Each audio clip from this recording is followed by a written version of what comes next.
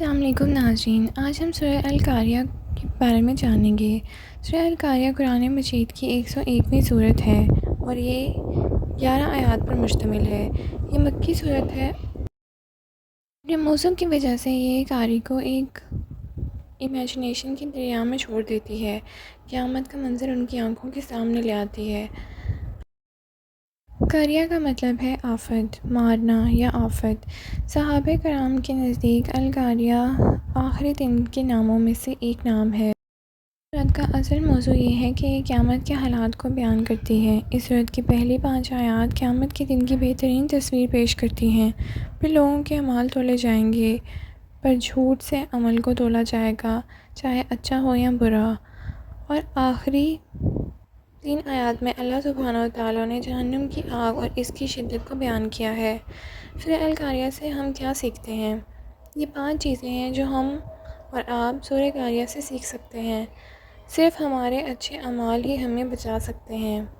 دنیا بالآخر ختم ہونے والی ہے، جس کا مطلب یہ ہے کہ ہمارے پاس اپنے اعمال کی تلافی کے لیے مزید وقت نہیں ہوگا۔ اس دن کے لیے اپنے ترازو کو بھاری بنانے پر توجہ مرکوز کرنے کا ہمارا واحد وقت ہے۔ اسے ندامت کا دن بھی کہا جاتا ہے، جس کا مطلب ہے کہ ہم سب پچھتائیں گے اور ان کو اوقات کو یاد کریں گے جب ہمارے پاس اپنے انعامات میں اضافہ کرنے کا موقع اور وقت تھا۔ سب پشیمان ہوں گے۔ اگر وہ ایک اور نیک عمل کرتے تو وہ جہنم کی آگ سے بچ جاتے یا جنت میں ان کے درجات بڑھ جاتے۔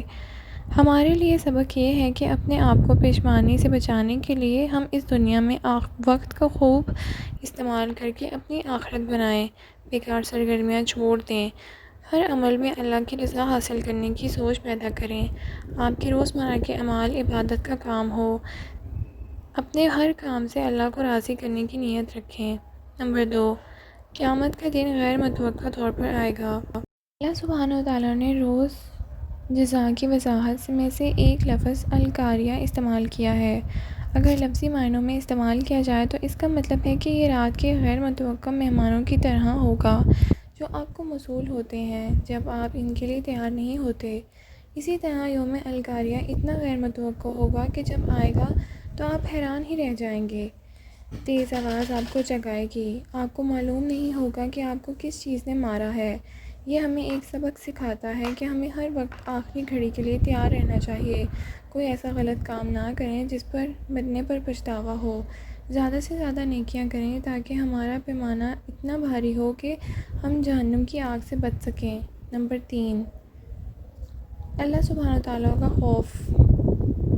اللہ کا خوف اس وقت ہوتا ہے جب آپ اپنی زندگی گزار رہے ہوں اور اللہ کے احکام کے مطابق زندگی گزارنے کی کوشش کر رہے ہوں۔ کسی کو یہ خوف نہیں ہوتا کیونکہ ہر ایک نے اللہ سبحانہ تعالیٰ کی باتوں پر توجہ نہیں دی ہوتی۔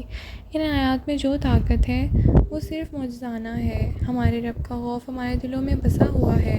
یہ ایسے ہی نہیں آ جاتا، لیکن یہ قدرتی طور پر ہمارے اندر اس محبت کے ساتھ لایا جاتا ہے جو ہم اللہ تعالیٰ کے لیے پیدا کرتے ہیں۔ ہمارا یقین مضبوط ہوتا ہے۔ اس کو پڑھنے کے بعد ہمیں سوچ میں پڑ جاتے ہیں کہ ہمارے اندر اللہ کا کتنا خوف ہے، ہم اس سے کتنی محبت کرتے ہیں۔ اللہ اور اس کی مخلوق کے بارے میں جاننے کے لیے اس کا کلام پڑھیں، اس کے احکام کی اطاعت کرو اور اس کے آخری رسول محمد صلی اللہ علیہ وسلم کے راستے پر چلو۔ نہ صرف دنیا میں بلکہ آخرت میں بھی کامیابی زندگی کا راستہ ہوگا۔ جب ہم اپنے مستقبل کو سنوارنے میں مصروف ہیں، ہمیں ماضی میں جو کچھ کیا ہے اسے نہیں بھولنا چاہیے۔ ہمیں بھی اپنی سابقہ گناہوں کا ادراک کرنے اور ان پر توبہ کرنے کی ضرورت ہے۔ نمبر 4، قیامت کے دن اعمال سب سے بھاری ہوں گے۔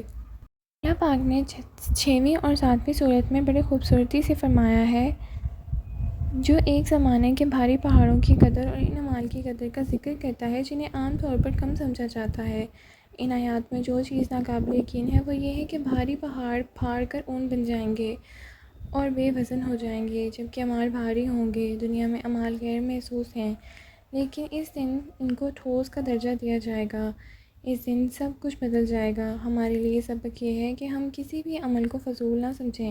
ہمیں اس زندگی میں ان نیک اعمال کا بدلہ نہیں ملے گا جو ہم انجام دیتے ہیں۔ ان کے کرنے میں ہمارا مذاق بھی اڑایا جا سکتا ہے، کیونکہ وہ ان لوگوں کے خیالات سے تصادم ہوں گے، دنیاوی خواہشات کو پیچھا کر رہے ہیں۔ ہمارے اجر اللہ سبحانہ تعالیٰ کے پاس ہیں جو ہمیں قیامت کے دن ملے گا۔ یہ نہ صرف بہتر ہوگا بلکہ ابدی بھی ہوگا۔ نمبر 5، جہنم کی آگ۔ اس سورت کے آخری آیات میں اللہ سبحانہ تعالیٰ نے جہنم کی خوفناک آگ کو بیان کیا ہے۔ سورہ القاریہ سے پہلے اور بعد کی صورتیں اس آگ کے مستحق لوگوں کی قسموں کو بیان کرتی ہیں، بالترتیب العادیات اور التکاثر۔ محمد صلی اللہ علیہ وسلم نے ایک جگہ فرمایا، اس دنیا میں جو آگ ہم محسوس کر سکتے ہیں وہ جلد کے ساتھ رابطے میں ہونے پر بہت تکلیف دہ ہوتی ہے، لیکن اللہ نے جہنم کی آگ کو 70 گنا زیادہ تیز کر دیا ہے۔ یہ موازنہ ہمارے لیے یہ سمجھنے کے لیے کافی ہونا چاہیے کہ آخرت کی سزا کتنی بری ہو سکتی ہے۔ ہمیں اپنے اعمال کو یکجا کرنے اور خود کو اس آگ سے بچانے کے لیے تیاری کرنے کی ضرورت ہے، کیونکہ اس دنیا کو خوش کرنا محض بیکار ہے۔ اس سورت کو روزانہ سوتے وقت 11 مرتبہ پڑھنے سے استقامت ایمان پیدا ہوگی اور بلیت سے حفاظت ہوگی اور عمل صالح کی توفیق ملے گی۔ اس سورت سے آپ کے چاہنے والوں کی حفاظت بھی ہوگی، وہ آپ سے دور نہیں جائیں گے اگر اللہ پاک نے چاہا تو۔ یہاں تک کہ آپ کا پیار آپ کے پاس لوٹ کے واپس آ جائے گا اور جتنے بھی مسائل آپ دونوں کے درمیان ہوں گے اس سورت کی برکت سے وہ سب ختم ہو جائیں گے۔ اس دن کے ہولناک مناظر سے صرف وہی چیز ہو بچا سکتا ہے جو ہمارے نیک اعمال ہیں۔ اللہ نے اپنی کتاب میں آخرت کو بچانے کے طریقے بتائے ہیں۔ قرآن کا نزول انسانوں کو راہ راست پر لانے کے لیے تھا تاکہ ہم قیامت کی ہولناکیوں سے بچ جائیں۔ یہ صورت بہت اہم ہے کیونکہ یہ ہمیں یاد دلاتی ہے، میں مدد دیتی ہے کہ یہ دنیا ختم ہونے والی ہے، اس لیے ہمیں اس آفت کے لیے تیاری کرنی چاہیے اور اپنے اچھے اعمال میں اضافہ کرنا چاہیے۔ اللہ تعالی ہم سب کو نیک اعمال کرنے کی توفیق عطا فرمائے۔